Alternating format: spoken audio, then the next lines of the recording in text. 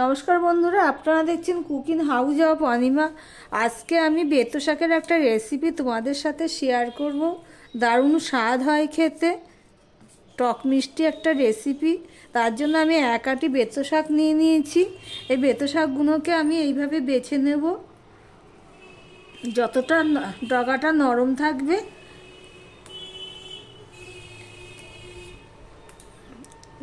ততটা আমি নিয়ে নিচ্ছি। একটা জায়গায় নিয়ে নিচ্ছি।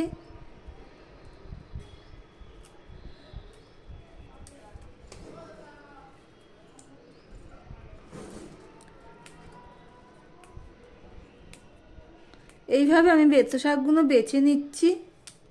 দেখো বন্ধুরা, শাকগুলো সব আমি এইভাবে বেছে নিয়েছি। এবার শাকগুলো আমি ধুয়ে নেব, আর এর সাথে যা যা লাগবে সেগুলো আমি কেটে নিচ্ছি। প্লিজ স্কিপ করো না বন্ধুরা। দেখো বন্ধুরা, এখানে কড়াই বসিয়ে দিয়েছি। কড়াইতে আমি সাদা তেল দিয়ে দিয়েছি, সেটা মিস হয়ে গেছে, ভিডিওটা ওঠেনি আর কি। একটা শুকনো লঙ্কা নিয়ে নিয়েছি, আর এখানে দেখো আমি 4 পিস বেগুন কেটে নিয়েছি ঠিক এইভাবে গোল গোল করে। রসুন নিয়ে নিয়েছি, আর 2টো কাঁচা লঙ্কা চিড়ে নিয়ে নিয়েছি। আর শাকগুলো দেখো আমি ধুয়ে নিয়েছি, আর কাটিনি, পুরোটা ধুয়ে নিয়েছি। এবার তেলটা হয়ে গেলে আমি এই একটা শুকনো লঙ্কা ফোড়নে দিয়ে দিলাম 2 ভাগ করে। সাধারণ জিনিস দিয়ে রান্না করছি, কিন্তু অসাধারণ খেতে লাগে। সাধারণ রান্না, ইজি রেসিপি, কিন্তু অসাধারণ খেতে লাগে। প্লিজ তোমরা স্কিপ করো না। দেখো বন্ধুরা, শুকনো লঙ্কাটা হয়ে গেছে। আমার গ্যাসের ফ্লেমটা আমি লো থেকে একটু বেশি করে দিয়েছি, মানে লো মিডিয়ামের মাঝখানে রেখেছি। এবারে যে রসুনটা আছে সেই রসুনটা আমি দিয়ে দেব। এই রান্নায় রসুনটা একটু বেশি লাগে। এই রসুনটা হতে থাক। আমি এখানে টমেটোটা তোমাদের দেখানো হয়নি, পরে দেখিয়ে দিচ্ছি টমেটোটা। দেখো রসুনটা বাদামি কালার করে ভাজা হয়ে গেছে, লাল লাল করে। এবারে দেখো এখানে আমি টমেটো কেটে নিয়েছি একটা, টমেটোটাও আমি দিয়ে দেবো এই রান্নার মধ্যে। এবার আমি লঙ্কা 2টো দিয়ে দিলাম। শাকের পরিমাণটা তো কম, সেই জন্য আমি লঙ্কা 2টো দিলাম।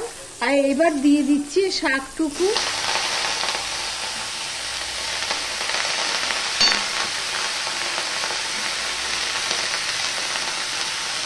এবার দিয়ে দিলাম টমেটো, আর দিয়ে দিলাম বেগুন।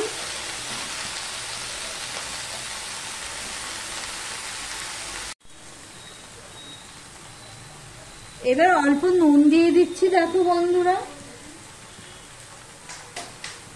নুন দিয়ে এবার আমি ঢাকা দিয়ে দিলাম।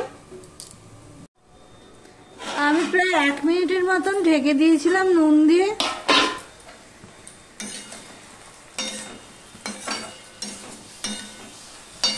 এটা আরেকটু নুন লাগবে, সেটা পরে দেখে দেব। দেখো বন্ধুরা, খুব সহজ পদ্ধতিতে রান্না করছি।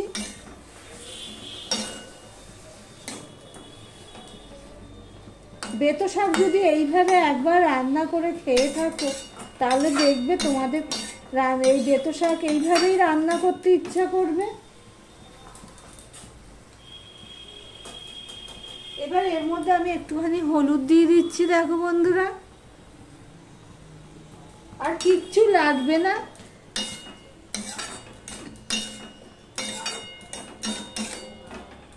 শাকের থেকে অনেকটাই জল বেরিয়ে গেছে। এবার আমি এটা ঢেকে দিলাম। আমি 2 মিনিটের মতন ঢাকা দিয়েছিলাম। আর গ্যাসের ফ্লেমটা কিন্তু যেহেতু তরকারির পরিমাণটা কম, সেই জন্য লো টু মিডিয়ামে রয়েছে।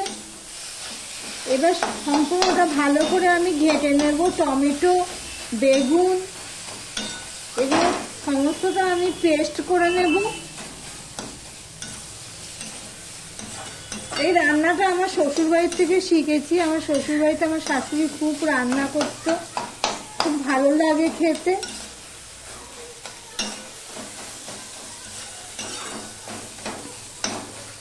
এইভাবে সমানে ঘেটে ঘেটে একেবারে বেগুনের সাথে টমেটোর সাথে শাকের সাথে পুরো পেস্ট করে নেব। গরম ভাতে দারুণ খেতে লাগে। বন্ধুরা পুরো ঘেটে নিয়েছি পুরোটা। আমি একটু নুনটা একটু কম হয়েছে তাই আমি আরেকটু নুন দিয়ে দিলাম। আর শাক পাতাটাতে একটু চিনি দিতেই লাগে তাই একটু চিনি দিয়ে দিলাম। এই রান্নাটা টক মিষ্টি ঝাল হবে। তো কাঁচা লঙ্কা দুটো ভালোই ঝাল, একটা শুকনো লঙ্কা ফোড়নে দিয়েছি। মিষ্টি নুন দিয়ে আমি সম্পূর্ণটা ভালো করে আবার মিশিয়ে নিচ্ছি। দেখো আরো ঘেটে নিচ্ছি। দিয়ে 1 মিনিটের মতন এইভাবে নাড়তে থাক। দেখো বন্ধুরা 1 মিনিট পর নাড়তে থাকলাম। আমার ভিডিওটি যদি ভালো লেগে থাকে লাইক কমেন্ট শেয়ার করে দিল।